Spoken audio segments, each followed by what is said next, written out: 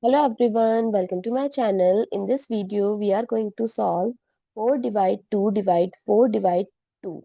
So 4 divide 2 is 2, 4 divide 2 is 2 and 2 divide by 2 is 1, which is a wrong answer. Many people solve it like this and fail to solve this simple looking expression. When same sign is repeating, then you have to solve it from left to right, but solve two terms at a time. So 4 divided by 2, rewrite the left out terms.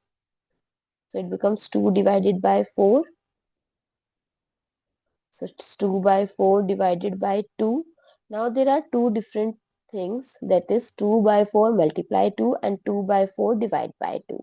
When there is a multiplication sign, you can cancel out this and the answer is 1. But when there is a division sign, then you have to follow KCF rule. Here K stands for keep, C stands for change and F stands for flip. That means keep the left hand, change the symbol from division to multiplication and flip the right hand.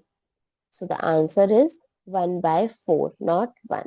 I hope it's clear and you find it useful. So don't forget to share your feedback through like, share, comment and subscribe to my channel. Thanks for watching. See you in the next video.